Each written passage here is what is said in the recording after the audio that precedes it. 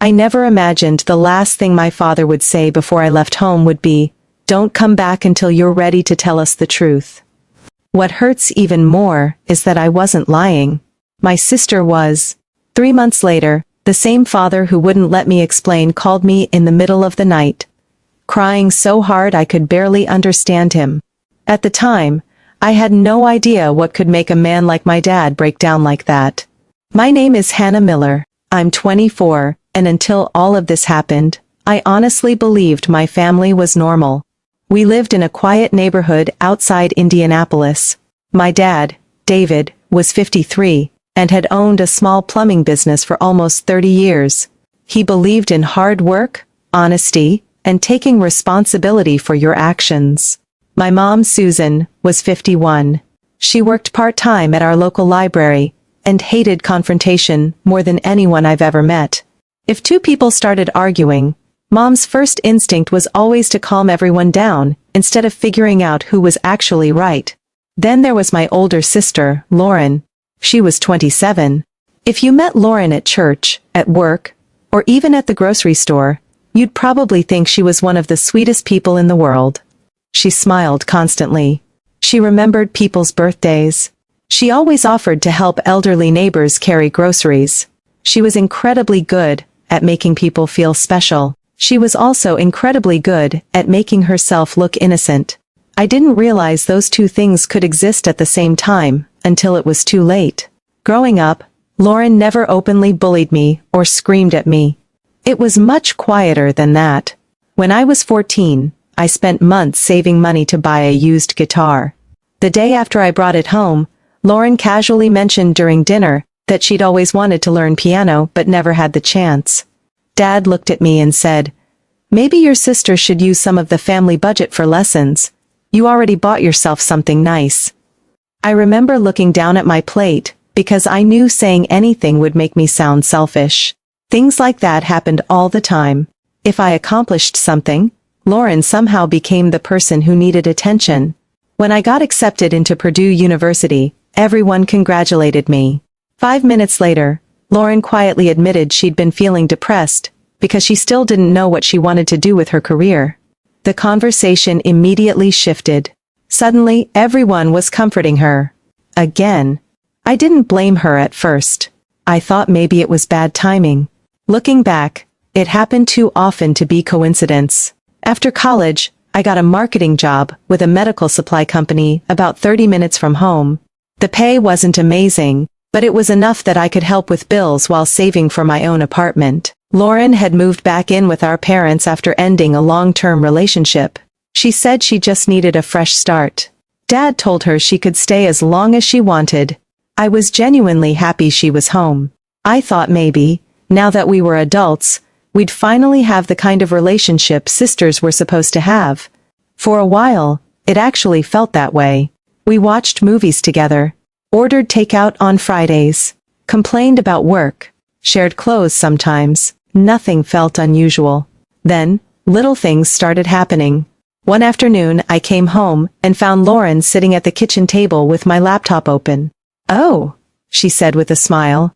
"I needed to print a shipping label." "You could have texted me." "I didn't think you'd mind." I didn't. A week later, I couldn't find the folder where I kept my passport and tax documents. I searched my room for almost an hour before finding it on the top shelf of my closet. I was almost certain I'd left it in my desk drawer. When I mentioned it, Lauren laughed. "You probably just forgot." Maybe I did. Life gets busy. A few days after that, my friend Ashley asked me something strange over lunch. "So, are you interviewing with companies in Chicago?" I frowned. "No." She looked confused. "Lauren told Megan you were thinking about moving." "I never said that." Ashley shrugged. Maybe she misunderstood. That became a pattern. People started asking me questions about things I had supposedly said. Was I quitting my job? Was I planning to move? Was I dating someone? Every rumor somehow led back to Lauren. Whenever I confronted her, she'd immediately apologize. "I'm so sorry. I must have mixed you up with someone else." She always looked embarrassed. She always had a believable explanation. Eventually, I stopped questioning it. I wish I hadn't. About 2 months before everything fell apart, Dad started acting differently around me. Nothing dramatic. Just different. If I came home late from work, he'd ask where I'd been. If I left the house on Saturday morning, he'd casually ask who I was meeting. At first, I figured he was just being protective. Then one night after dinner, he asked something completely out of nowhere. "Hannah, is there anything going on that you want to tell us?" I looked up from my plate. "No." He studied my face. "You sure?" "Yeah." He nodded slowly. "Okay." That was it. But I couldn't shake the feeling that he hadn't believed me. Over the next few weeks, I caught Lauren watching me. Not constantly. Just enough that I noticed. If my phone buzzed, she'd glance over. If I walked outside to answer a work call, she'd quietly look through the window. I told myself I was imagining things. I wasn't. The night everything exploded started like any other Tuesday. Mom made spaghetti. Dad got home around 6. Lauren was already setting the table. We ate. We talked about work. Dad complained about a difficult customer. Mom mentioned a new librarian starting next week. Everything felt normal. After dinner, I went upstairs to shower. About 20 minutes later, I heard my father yell my name. Not call. Yell. "Hannah!" I hurried downstairs. The living room was dead silent. Dad was standing by the fireplace. Mom was crying. Lauren was sitting on the couch holding her phone with both hands. Her face was pale. "Dad?" He turned toward me. "What is this?" He held out his own phone. I looked down. It was a screenshot of text messages that appeared to come from my number. I felt my stomach drop. The texts were awful. They talked about convincing our parents to rewrite their will because Lauren didn't deserve anything. Another message said Dad was getting older and becoming easier to manipulate. One message even joked about selling the house after our parents died. I stared at the screen. "I never sent these." Dad's expression hardened. "They came from your phone." "No, they didn't. They came from your number. I didn't write them." Lauren started crying. "I didn't want to show them." I looked at her. "What?" She wiped her eyes. "I kept hoping you'd tell them yourself." "I have no idea what you're talking about." Dad stepped closer. "Lauren says you've been sending her messages for weeks." I laughed in disbelief. "What?" "Telling her she's worthless." "No." "Saying she should move out." "I never." "Telling her she'll never be part of this family." I looked at Lauren. She refused to meet my eyes. My heart started racing. "This isn't real." Dad held up the screenshots again. "Then explain them." "I can't explain fake messages. They're from your number. People can fake screenshots." Dad looked disappointed more than angry. "Hannah." "I'm serious," Mom quietly asked. "Honey, have you two been arguing without telling us?" "No." Lauren whispered. "I didn't want to upset you." I couldn't believe what I was hearing. She wasn't attacking me. She was making herself sound like the reasonable one. "I never sent any of those texts." Dad looked at Lauren. "Anything else?" She hesitated. "I didn't want to say this." "Say what?" She looked down. "I think Hannah hates me." I stared at her. "What?" "I think she's wanted me out of this house for a long time." "No." "You told me Dad only keeps me here because he feels guilty." "I never said that." "You told me I ruin everything." "No." Dad's face turned red. "Hannah!" "I'm telling you she's lying." Lauren started sobbing. I knew she wouldn't admit it. I turned toward Dad. "Please." He didn't answer. "You know me." I thought I did. That sentence hurt more than anything else. "Dad, look at me." He did. I would never say those things. "Then why does Lauren have months of messages?" "I don't know." "You always know how technology works." "I still don't know." "Someone had to send them." "I didn't." The room felt smaller with every second. I looked at Mom. She looked completely torn. "Dad." I took a step toward him. I swear on everything I have, that I didn't send those texts. He looked away. I believe your sister. It felt like the floor disappeared beneath me. You... what? I believe, Lauren. I couldn't even process the words. You didn't even ask if someone could have faked them. You've already accused your sister. Because she's lying. Lauren buried her face in her hands. I can't do this anymore. Dad pointed toward the hallway. Go pack a bag. I blinked. What? You heard me. Dad. I'm not going to let this continue under my roof. I didn't do anything. You've done enough. I looked at Mom. She took one step forward. David? He raised a hand. No. Then he looked back at me. If you can't be honest with this family. His voice broke with anger. Then you can't live in this house. For a second, I honestly thought he would calm down. He didn't. I stood there waiting for someone to stop this. No one did. Lauren kept crying. Mom stood frozen. Dad wouldn't even look at me anymore. I walked upstairs in a daze. Every shirt I folded into my suitcase felt unreal. Every drawer I emptied made me believe this couldn't actually be happening. I kept expecting Dad to knock on my bedroom door and say we'd talk in the morning. He never came. When I carried my suitcase downstairs, he was standing by the front door. I'll transfer your share of the phone bill next month. I stared at him. That was all he had to say. I picked up my keys. I hope someday you realize what you've done. He opened the front door. I hope someday you decide to tell the truth.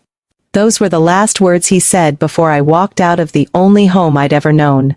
I drove for almost an hour before I realized I had no destination. I just kept driving because stopping would have made everything feel real.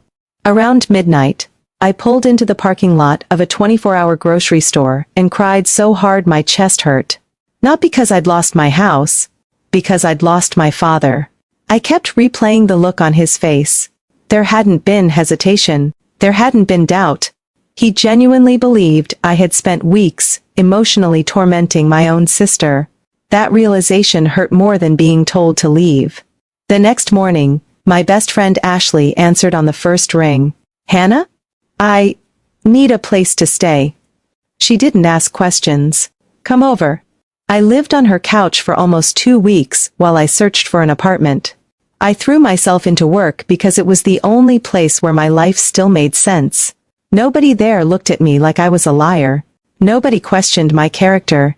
Eventually I found a tiny one-bedroom apartment, 20 minutes away. It wasn't much. The kitchen barely fit a table for two. The bedroom was small enough that I could touch both walls if I stretched my arms out. But it was mine. The first night I slept there, I stared at the ceiling until almost 3 in the morning. I kept expecting my phone to buzz. An apology. A text from Mom. Anything. Nothing came. A week later, I texted Mom. I'm okay. I just wanted you to know. She replied almost an hour later. I'm glad you're safe. That was it. No. I miss you. No. Come home. No. I believe you. I cried after reading those 4 words. Life settled into an exhausting routine. Wake up. Work. Come home. Microwave dinner. Try not to think. Some nights I'd scroll through old family pictures before forcing myself to put my phone down. I couldn't understand how everything had fallen apart so quickly. Then little things started happening. The first clue came from my cousin, Eric. He called one Saturday afternoon. I know we're not supposed to talk about it. I sighed. It's okay. But something feels off. What do you mean? I saw Lauren at the mall yesterday. So? She was buying a new phone. I frowned. Okay. She paid cash. I didn't understand why that mattered. Then he added, I thought she told everyone she'd been struggling financially. That was strange, but not proof of anything. A few days later, Ashley asked me something that made me stop. Did you ever change your email password? No. You should. Why? Because Lauren knew your birthday. I froze. My birthday, the password I'd used for years, included my birthday.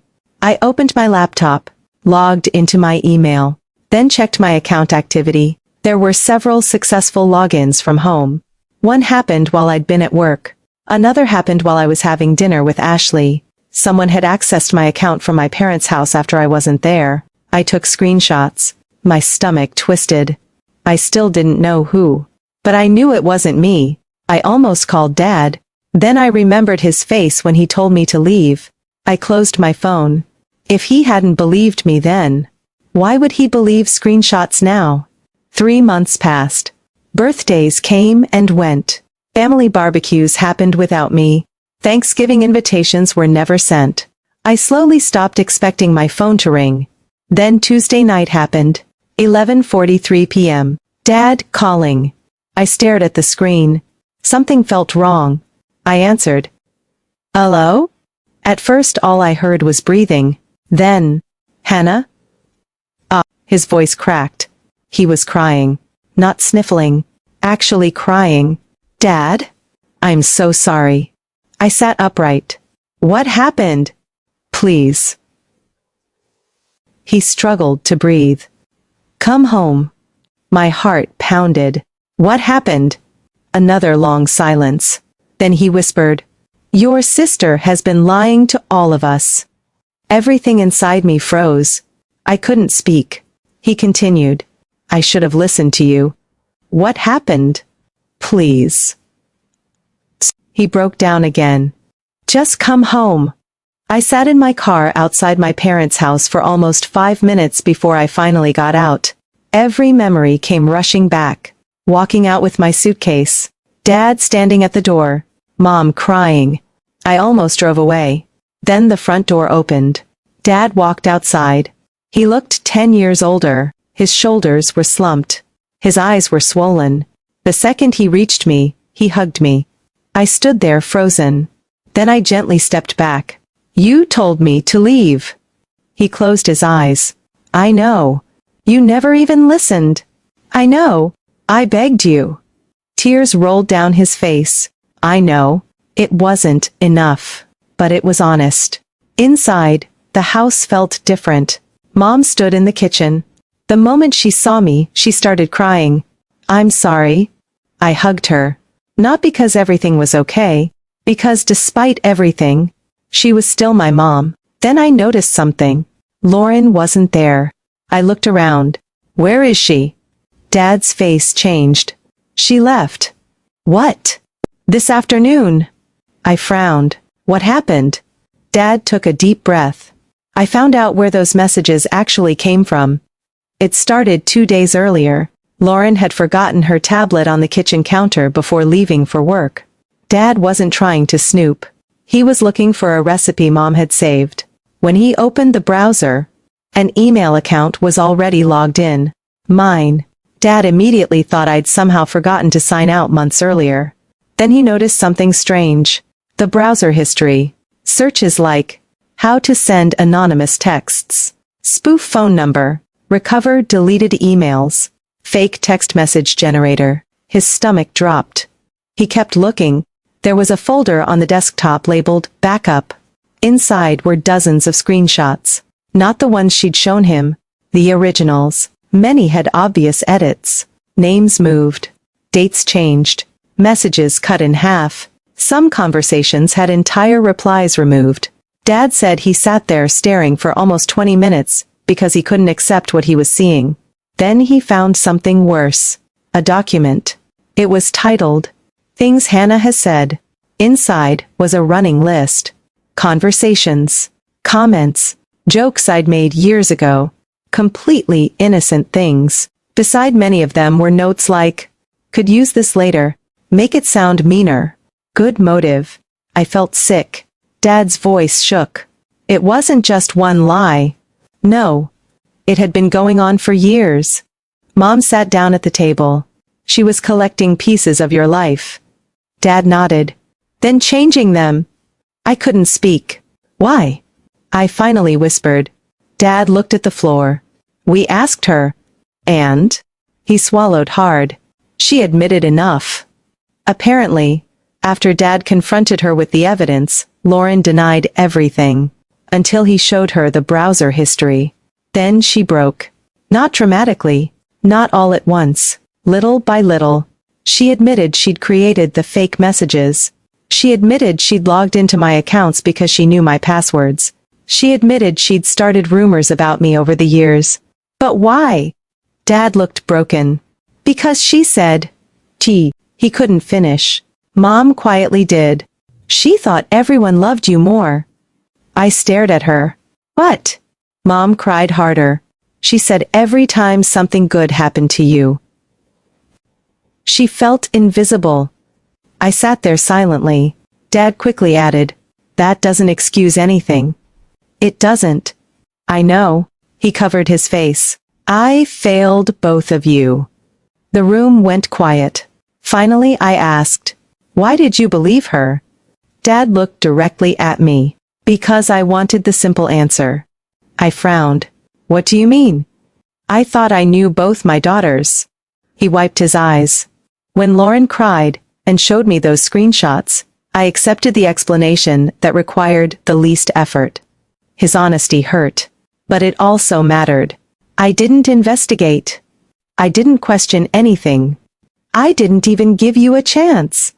He looked around the room. I chose the child who already had evidence instead of the child asking me to look deeper. Then he whispered something I'll never forget. I confused certainty with truth. Lauren left before the police ever became involved. Dad offered to let me file a report for identity theft and fraud. Technically, I could have. I had enough evidence. Instead, I asked for one thing. I don't want revenge. Dad looked surprised. I want accountability. A week later, Lauren called me. I almost didn't answer. When I did, neither of us spoke for several seconds. Finally she whispered, I'm sorry. I closed my eyes. Why? I don't know if you'll believe me. Try? She cried quietly. When we were kids. You always seemed stronger. I wasn't. I know that now. She admitted she'd spent years comparing herself to me.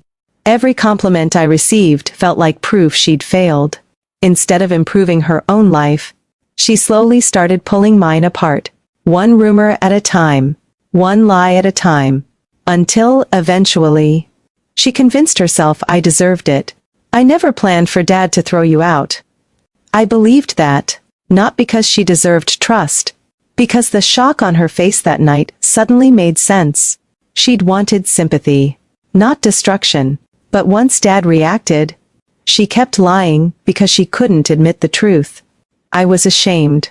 I answered honestly. So was I. It took months before I visited the house again. Not because I hated my parents, because I needed time. Dad respected that. Instead of demanding forgiveness, he earned small pieces of trust back. Weekly phone calls, lunch together, helping me move into a better apartment, never pretending nothing had happened. One afternoon, he quietly handed me a small wooden box. Inside were my childhood photos. I kept these safe. I smiled sadly. I know. He looked at me. I almost lost my daughter because I stopped listening. I squeezed his hand. You did lose me. His eyes filled with tears again. For a while. He nodded. I know. Mom eventually started seeing a family counselor. Dad joined her. Later. I did too. Not because everything magically healed. Because some wounds don't. They become scars instead. Lauren moved to another state. We exchange a short text on birthdays. Nothing more. Some people ask if I'll ever forgive her. The answer is complicated. I've let go of the anger. But forgiveness doesn't automatically restore trust. Trust has to be rebuilt. Sometimes it never is. As for my father, we're still rebuilding. Slowly, honestly. One conversation at a time. If there's one thing this experience taught me, it's that love isn't proven by saying, I know you. It's proven by being willing to listen when someone you love says, you have the wrong story. Because sometimes, the loudest voice in the room isn't telling the truth. And the quiet one is the person who needs to be heard the most.